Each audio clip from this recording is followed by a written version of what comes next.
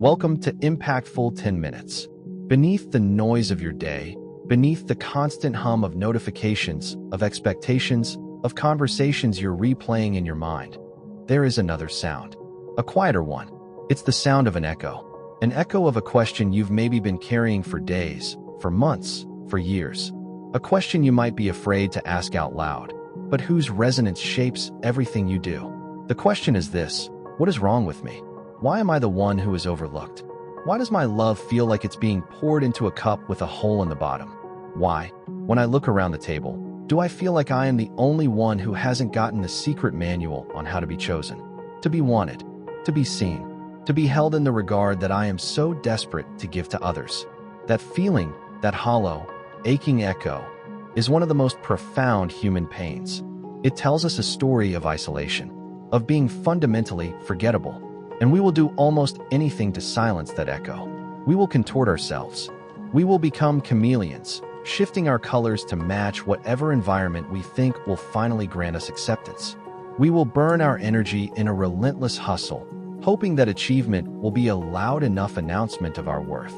We will cling to relationships that have long since turned to dust, because even a flicker of attention feels better than the echoing silence of being unchosen. What if I told you that you are approaching this entire problem from the wrong direction? What if the solution is not to try harder to be chosen by the world outside, but to perform one radical, revolutionary, and deeply sacred act? To choose yourself, not in a cliché, throwaway self-care mantra sense, but in a foundational, philosophical, and utterly transformative way.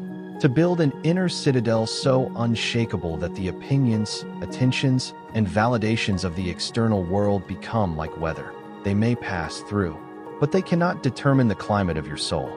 For this journey, we need a guide, not a modern guru selling a quick fix.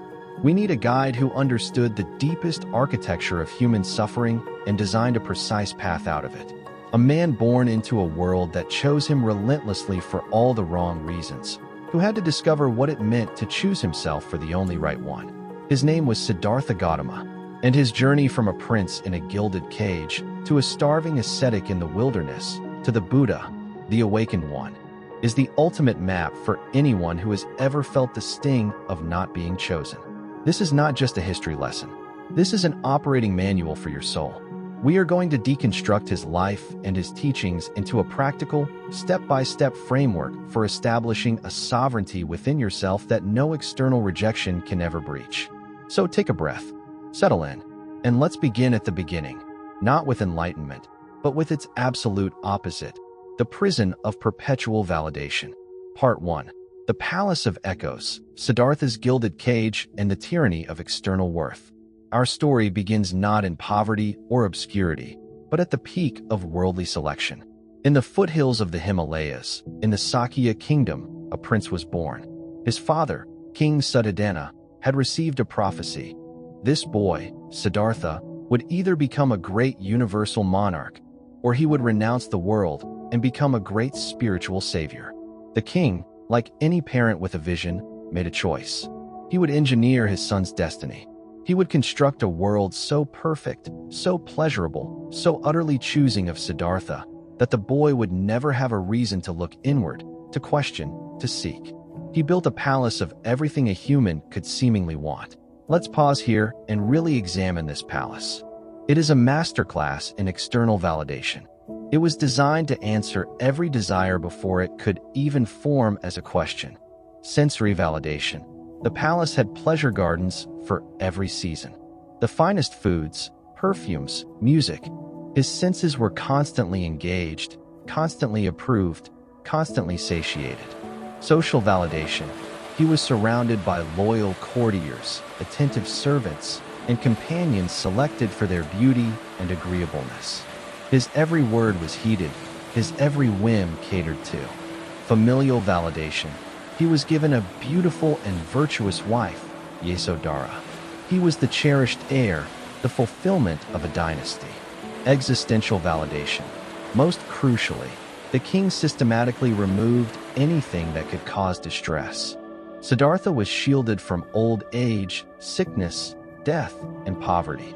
He was protected from the very truths that imply we are not special, that we are subject to the same laws as everyone else. This palace was the ultimate algorithm for happiness, according to the world. It said, "You are chosen because you are powerful, pleasant, and protected. Your worth is confirmed by what you have, what you experience, and who serves you." Now, I want you to imagine your own life, your own palaces, the career ladder you climb, believing the next promotion will finally be the proof that you've arrived. The relationship you perfect, hoping your partner's love will be the certificate of your lovability.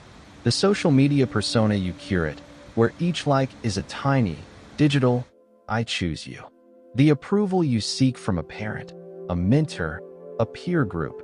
That silent prayer that their nod will finally silence the inner critic. We are all, in our own ways, building and maintaining palaces of external validation. We are decorating rooms in the hope that someone else will walk in and declare, "You are worthy to live here."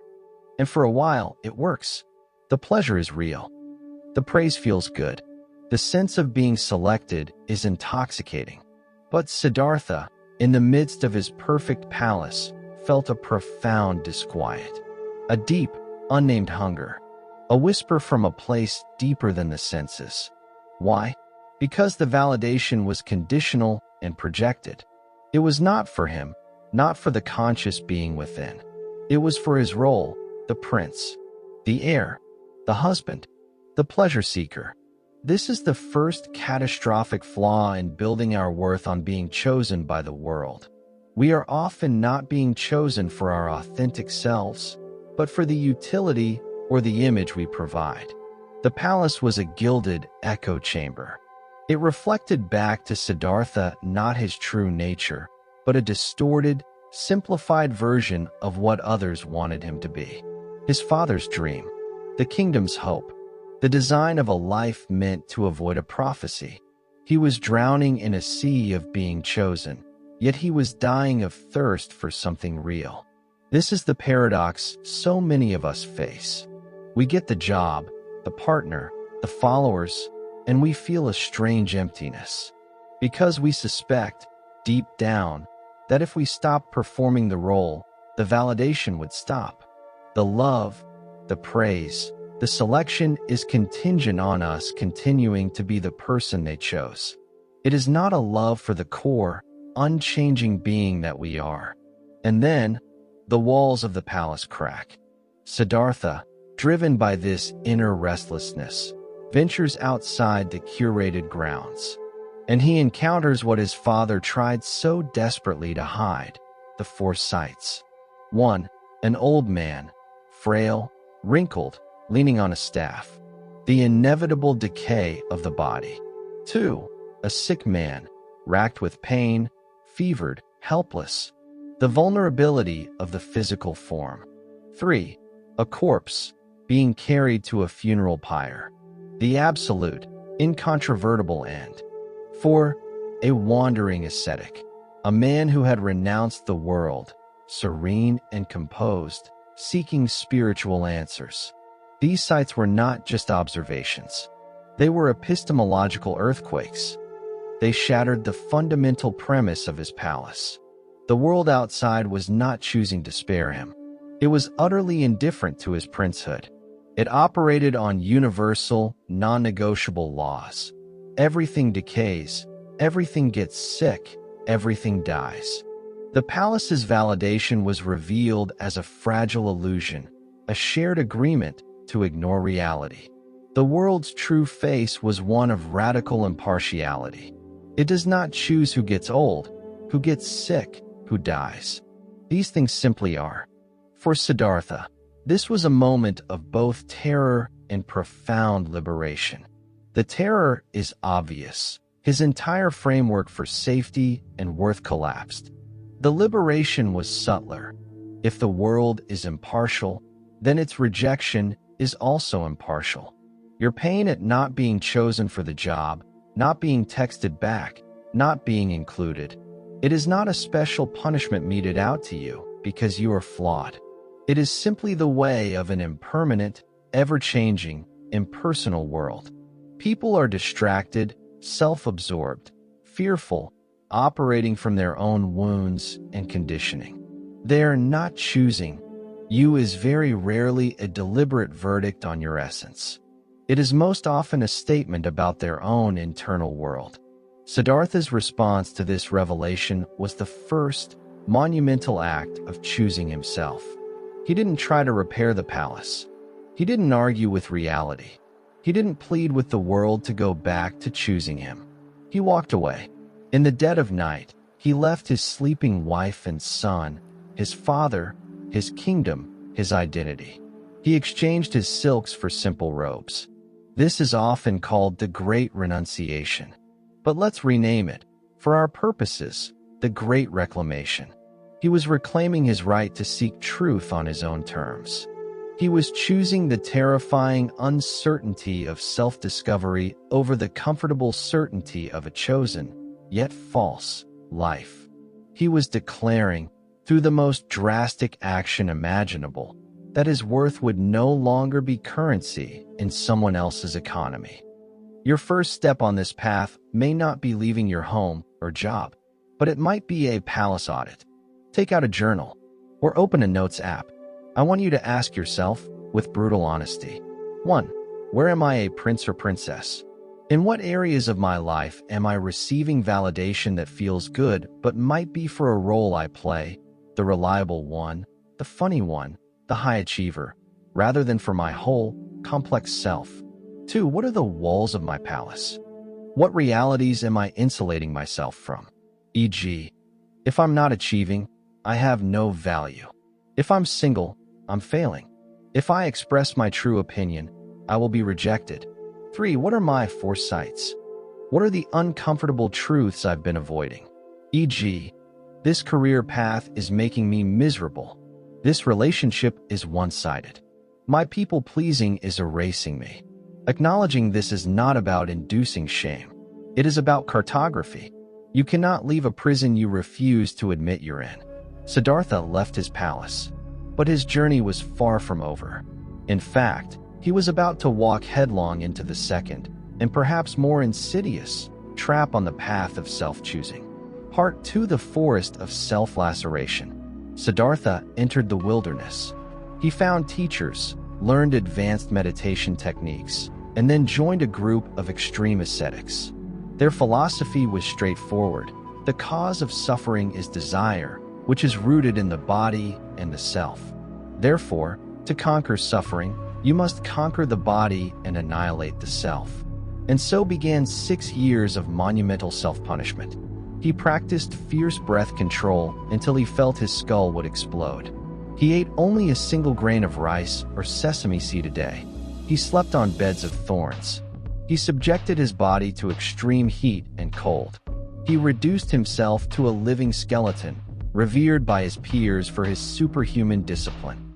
We must stare at this chapter without flinching, because this is where so many of us, in our quest to choose ourselves, go horribly, tragically astray. We feel the sting of the world's indifference. We feel the ache of not being chosen, and we internalize the verdict. We think, the world is not choosing me because I am not good enough. Therefore, to make myself worthy of being chosen, I must fix myself. I must become perfect. And so we embark on our own asceticism, not in a forest, but in the gym, in the hustle culture, in the relentless inner courtroom of our minds. The asceticism of the body. We punish our bodies with extreme diets, brutal workout regimes, and harsh criticism in the mirror. We believe if we can just sculpt the perfect vessel, then we will be chosen, loved, and desired. The asceticism of the mind. We fill our heads with self-help mantras that sound suspiciously like celebrating. We pursue productivity with a monastic zeal, believing our output is our worth. We starve ourselves of rest, of play, of daydreaming. The asceticism of the spirit. We deny ourselves simple pleasures out of guilt. We isolate ourselves, believing we don't deserve connection until we're fixed. We practice a form of self-talk so cruel we would never dare speak to another human being that way.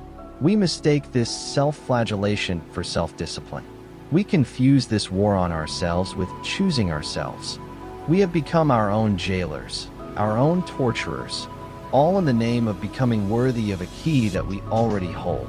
Siddhartha, emaciated and near death, reached a profound realization. He saw that this path was a dead end. He was no closer to liberation than he was in the palace. He had simply swapped one form of bondage for another. The palace was bondage to pleasure. The forest was bondage to pain. Both were obsessions with the conditioned self, one through indulgence, the other through destruction. Both were equally far from the unconditioned awareness that was his true nature. The pivotal moment came. He was sitting by a river, too weak to stand. A young woman named Sujata from a nearby village, believing him to be a tree spirit, offered him a bowl of kheer, rice pudding. Siddhartha, in his extremity, accepted it. This is not a trivial moment. This is one of the most important moments in spiritual history. The act of accepting nourishment was an act of profound self-compassion. It was a crack in the ideology of self-punishment. It was the body's wisdom and a simple human kindness, breaking through the tyranny of a punishing idea. As strength slowly returned to his limbs, a clarity dawned in his mind. He articulated the principle of the middle way. The path to peace is not through indulgence, kamasukalakaniyogo, devotion to sensual pleasure, nor through self-mortification, adakilamathanagogo, devotion to self-torment. Both are extremes. Both are unbalanced. The path lies in the middle. For us, the middle way of choosing yourself means this. Choosing yourself is not about building a bigger palace of ego, narcissism, entitlement. Choosing yourself is not about building a harsher prison for the ego, self-hatred, perfectionism. Choosing yourself is about becoming a compassionate witness and a wise steward of the human experience you are having. It means caring for your body because it is the vehicle for your journey, not because it is an ornament or an enemy. It means tending to your emotions with curiosity, not condemnation. It means disciplining your mind with gentle firmness, not with a whip. Siddhartha, having accepted Sujata's offering, then did something even more deliberate. He went to the river, bathed, and then walked to a place near Gaya. He found a beautiful peepal tree with a soft carpet of grass beneath it. He collected fresh kusha grass, made a seat, and sat down. He resolved not to rise until he had found the ultimate truth. Please see the sequence. He didn't just accept food and then immediately start battling demons. He bathed. He found a comfortable seat.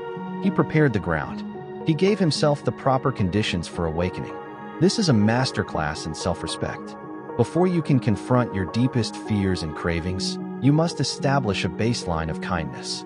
You must become a friend to yourself. You cannot heal in the same environment that made you sick, and you cannot find peace while you are still at war with your own flesh and mind. So, before we go one step further into the deep philosophy, we must establish your nourishment pledge. For the next week, I am not asking you to meditate for an hour a day or to revolutionize your life. I am asking you to do the equivalent of accepting Sujata's bowl of rice. 1. Physical nourishment. 1 intentional, wholesome meal a day, eaten slowly, without screens. Or 7 nights of getting to bed 30 minutes earlier. Or a 15-minute gentle walk, just to move your body with kindness. 2. Mental nourishment. 1 5-minute period of silence per day. No podcast, no music, no input. Just you breathing. 3. Emotional nourishment. 1 act of deliberate, kind self-talk. When you make a mistake, instead of, "I'm so stupid," try, "I'm learning." When you feel the ache of not being chosen, instead of, "No one wants me," try, "This is a moment of loneliness." It is painful, and it will pass. You are building the foundation of the middle way. You are declaring that choosing yourself begins with ceasing to be your own enemy. Only from this ground of basic care can the great work begin. And what was that great work for Siddhartha? He sat beneath that tree, which we now call the Bodhi tree, and he turned his attention, fully, completely, and with unwavering resolve, inward.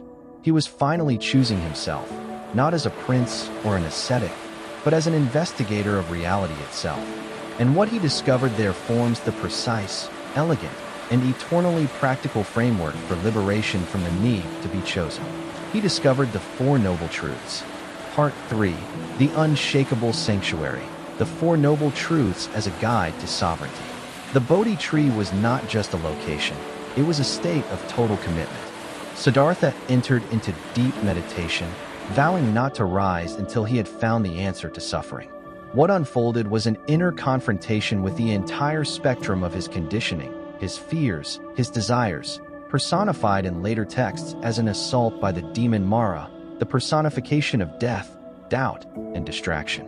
Mara attacked with armies of fear, with visions of seduction, with whispers of doubt. Who do you think you are? Your ascetic friends have abandoned you. Your throne is gone. Give up. You are nothing. Siddhartha's response was not to fight with weapons, but to extend his hand and touch the earth. Bhumisparsha Mudra, the earth-touching gesture. He called the earth itself to witness his right to be there, his resolve born of countless lifetimes of effort. It was the ultimate gesture of grounded, unwavering self-validation. I am here. I am real. I will not be moved by your illusions. And in that unshakable ground, he saw with perfect clarity. He saw the endless cycle of birth, suffering, death, and rebirth, samsara, and he saw the way out. He articulated this understanding as the Four Noble Truths. This is not a pessimistic doctrine. It is a diagnosis and a cure. Let's translate it into our language of being unchosen. The first noble truth, dukkha, the reality of suffering. Life, in its conditioned nature, involves unease, stress, dissatisfaction. The Buddha wasn't saying all of life is suffering. He was naming the specific texture of suffering. The feeling that things are not quite right, not quite fulfilling, not quite secure. Our translation, the pain of not being chosen is real. The loneliness, the rejection, the feeling of invisibility, it hurts. It is dukkha. The first act of choosing yourself is to stop spiritual bypassing, to stop saying, I'm fine when you're not, to honor the ache with simple, honest acknowledgement. This hurts. This honest admission is the foundation of self-trust. You are being true to your experience. The second noble truth, samadaya, the cause of suffering. Suffering arises from tanha, thirst, craving, clinging. But the Buddha outlined 3 specific types of craving relevant to our search. 1. Kamatanha, craving for sensory pleasure, using food, entertainment, sex, shopping to numb the pain of feeling unchosen. 2. Bhavatanha, craving for becoming, for existence and validation. This is the big one. The craving to be someone, to be chosen, to be successful, to be loved, to be admired. It's the desire for a certain kind of identity that is confirmed by the external world. If I become the perfect employee/partner/friend, then I will finally be chosen and my suffering will end. 3. Vibhavatanha, craving for non-existence, for avoidance. The desire to escape the unpleasant feeling, to annihilate the self that feels the pain. This is the root of our asceticism, our self-punishment, and also of dissociation, addiction, and even suicidal ideation. I can't bear this feeling of being unwanted. I just want it to stop. Our translation, the core of our suffering when we feel unchosen is not the external event itself. It is our craving for the situation to be different. I crave for them to have chosen me. And our aversion to the painful feeling. I can't stand this feeling of rejection. We are attaching our happiness, our very sense of self, to an unstable condition, the behavior and choices of other imperfect, changing, distracted human beings. We are handing them the remote control to our inner peace, and then feeling devastated when they change the channel. Pillar I, wisdom, the foundation of view. 1. Right view, understanding the Four Noble Truths. Your new operating system. It means seeing clearly that your worth is intrinsic and not dependent on external validation. It means understanding that the pain of rejection is caused by your craving for things to be otherwise, not by the event itself. You install this view through study, reflection, and the hard evidence of your own experience. 2. Right intention, the commitment to act from this wisdom. Cultivating 3 intentions. The intention of renunciation, letting go of the craving to be chosen, to possess, to cling to people and outcomes for your identity. The intention of goodwill, metta, cultivating kindness, first to yourself, then radiating outwards. The intention of harmlessness, ahimsa, commitment to not cause harm to yourself through harsh self-talk, neglect, or others.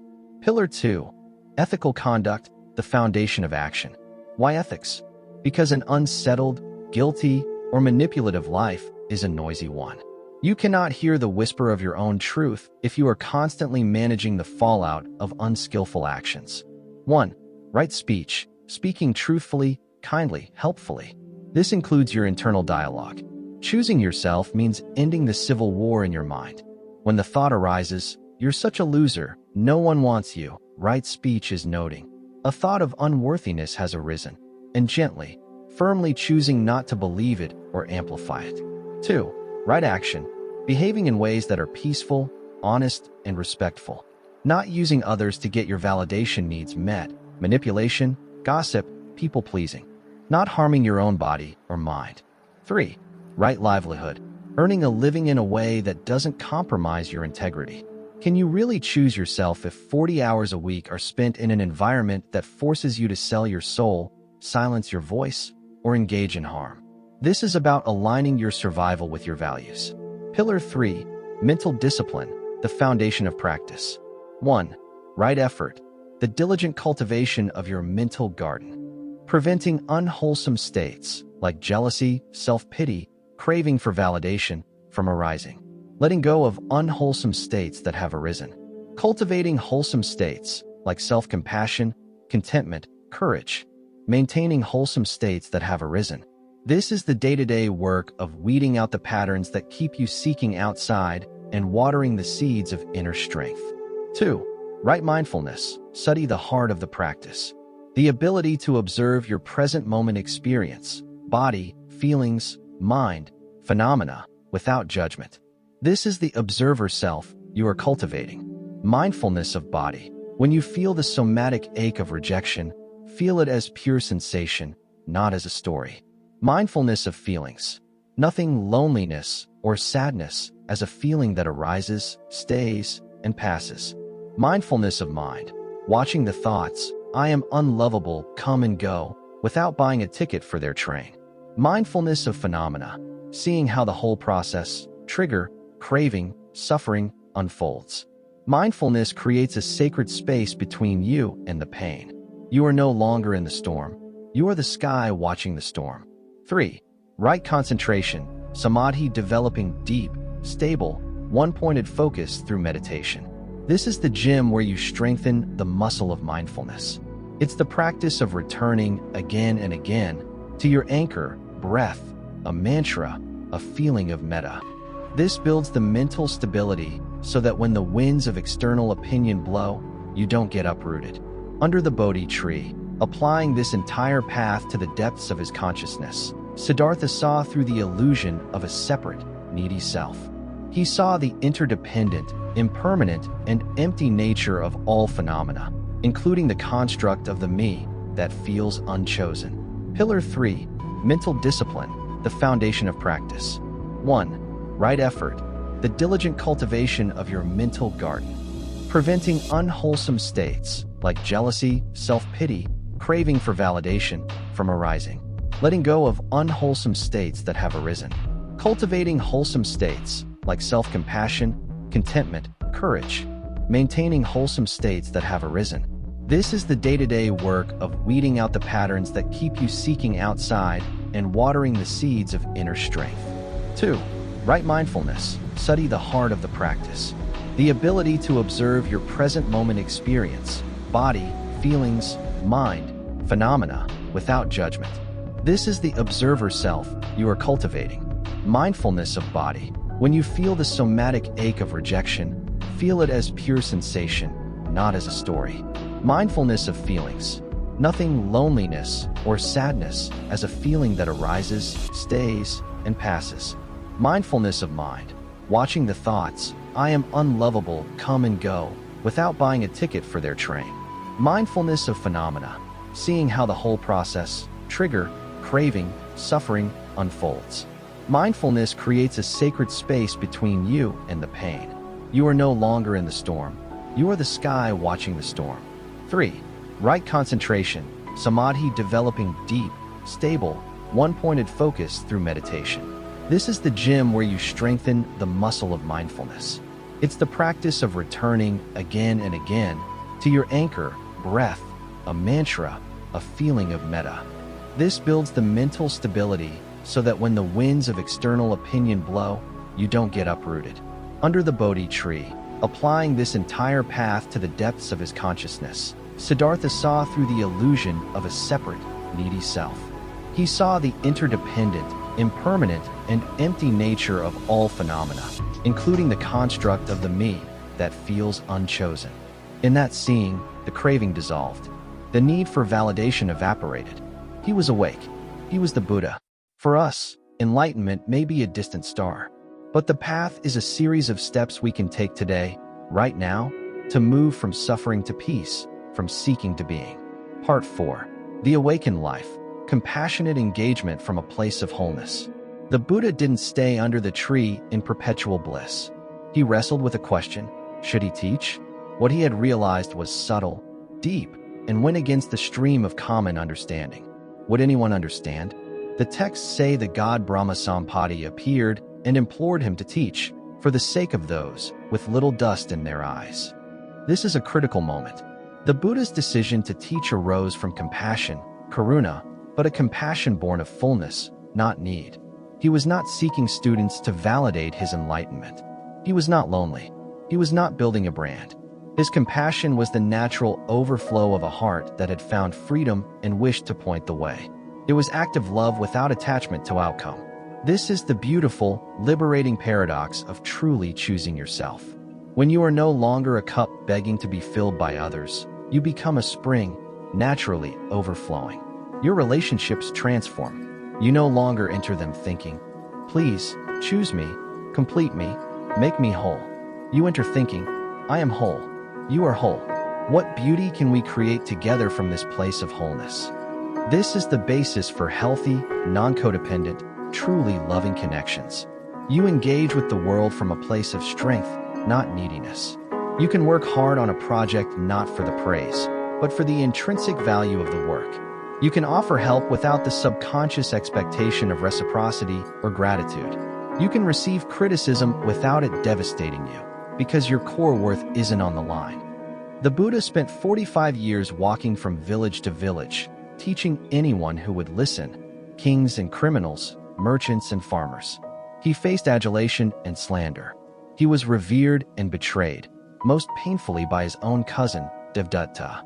Yet, because his center was unshakably within, none of it could corrupt his peace or his purpose. He was like a lotus flower, rooted in the mud of the world, yet untouched by it. He also gave us specific practices to cultivate this state of engaged wholeness. Metta, loving kindness, meditation. The practice famously begins with directing loving kindness to yourself. May I be safe. May I be happy. May I be healthy. May I live with ease. You are the first recipient of your own boundless care. This is a direct, systematic reprogramming of the habit of self-abandonment. From that filled cup, you then extend the same wishes to a benefactor, a friend, a neutral person, a difficult person, and finally to all beings. This practice dissolves the barriers between self and other that create the feeling of isolation. The Sangha, community. The Buddha didn't advocate for solitary awakening alone on a mountaintop. He founded a community of monks, nuns, and lay followers, the Sangha. This community was not a social club for mutual validation, but a field of merit, a supportive environment where individuals could practice the path together, reflecting each other's wisdom and reminding each other of the way when they strayed. It teaches us that choosing yourself does not mean isolation. It means choosing to surround yourself with people who support your highest self, not your neediest self. Part 5. Your Bodhi Tree, a 30-day practical framework. Theory is essential, but wisdom without practice is just philosophy. So let's build a 30 days framework to translate the Buddha's path into your modern life. Think of it as a training to become the chooser of your own self. Week 1. The foundation of mindfulness and self-kindness. Days 1 to 7. Daily practice. 10 minutes of mindfulness meditation. Just watch the breath. When the mind wanders to stories of being unchosen, gently note, thinking, and return to the breath. Daily action. The Nourishment Pledge from Part 2. 1 act of physical, mental, and emotional kindness to yourself each day. Weekly reflection. At week's end, journal. Where did I feel the craving for external validation most strongly this week? How did I meet it? Week 2. Investigating craving and cultivating right view. Days 8 to 14. Daily practice. Continue 10-minute meditation. Add 5 minutes of metta for yourself. Daily action. The craving pause. Each time you feel a strong pang of wanting to be chosen/validated, reaching for phone, people-pleasing urge, pause for 3 breaths. Ask, what is the specific craving here? Kama, bhava, or vibhavatana? Can I just feel the physical sensation without acting on it? Weekly reflection. What old story about my unworthiness did I most believe this week? What is one piece of evidence that contradicts that story? Week 3. Ethical alignment and right speech. Days 15 to 21. Daily practice. 15-minute meditation, mindfulness, or metta. Daily action.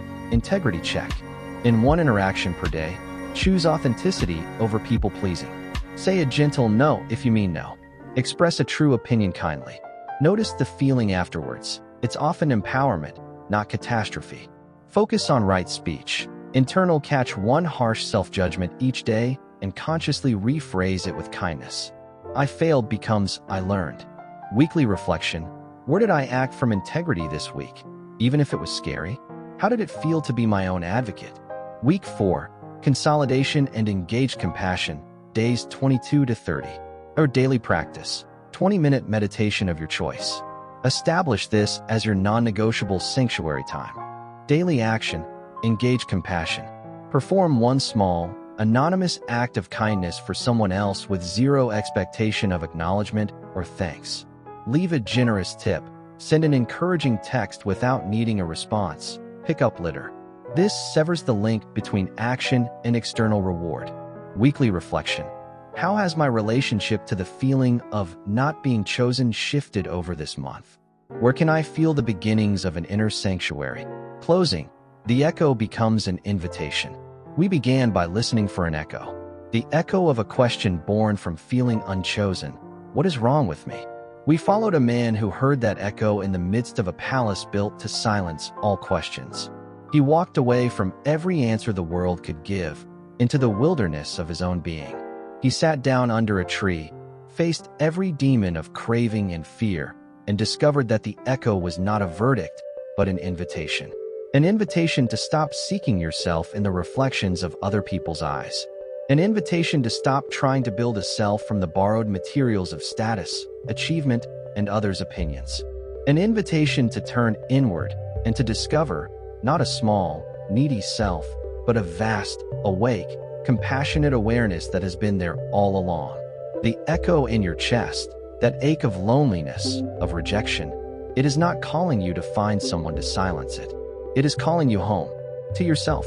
You will have days when the old patterns roar back. You will feel overlooked.